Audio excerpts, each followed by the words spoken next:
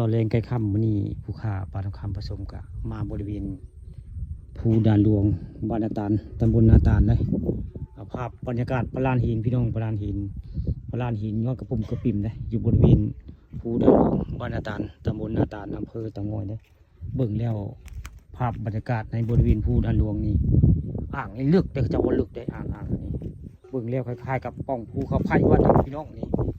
เบิ่งแล้วคือแท้นี่ได้เคยเห็นแต่ในทีวีในหนังได้ภูเขาไผ่เนาะแล้วบ่เห็นวงนี้ภูวรรณตาลนี่เบิ่งแล้วก็คือพี่น้องเลย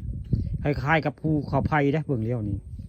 แต่หลายล้านปีอาจจะเป็นภูเขาไผ่กับประจักษ์ในหมู่นี้เบิ่งแล้วนี่ภูค่าปานคำเบิ่งแล้วอ่างนี่คล้ายๆกับภูเขาไผ่ได้เรียวเบิ่งทีทั้งหน้าก็เป็นกระปุ่มกระปิ่มได้ผมจะคือคล้ายๆกับภูเขาไผ่นี่เป็นภาพบรรยากาศอ่างถามกับเจ้าลึกได้อ่างนี่เบยตื้นได้วางอ่างภูด่านหลวงอันนี้พี่น้องนี่อยู่กลางด่านได้นี่คือด่านภูด่านหลวงลายอ่างได้ภูอันนี้ภูด่านหลวงนี่บริเวณนี้ลายพี่น้องเบยหน่อยอ่างได้พุ่นกับแม่นมีอ่างได้ผู้อันนี้ก็มีอ่างได้นี่อันนี้ก็อ่างนึงได้อ่างน้อยนี่ก็เป็นอ่างได้นี่เป็นอ่างมีน้ำได้นี่ก็คือเป็นภาพบริเวณภูด่านหลวงบ้านนาตาลตำบลนาตาลอำเภอเตางอยได้ผู้ข่าปลาทองคำผสมมาตอนแรงเอาภาพบรรยากาศภูด่านหลวงมาให้เบิ่งมาให้ชมแล้วพี่น้อง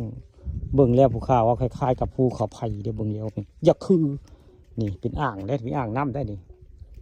มีอ่างอยู่แล้วใบตื้นได้นี่ก็เป็นอ่างมีน้ำบางอ่างบางใหญ่ได้มงนี้อันนั้นก็เป็นอ่างได้มงต้นไม้คือก็เป็นอ่างได้นี่คือภาพบรรยากาศบริเวณภูด่านหลวงได้เป็นอ่างได้นี่เป็นอ่างแบบนี้ได้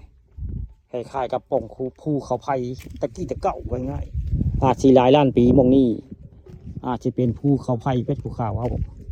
นี่คือภาพบรรยากาศภูด่านหลวงบ้านนาตาลตำบลนาตาลและพี่น้องผู้ค้าปลาทองคำผสมเอาภาพบรรยากาศภูด่านหลวงมาให้เบิ่งมาให้ชมนี่ภูด่านหลวงบ้านนาตาลตำบลนาตาลและพี่น้องมองนี่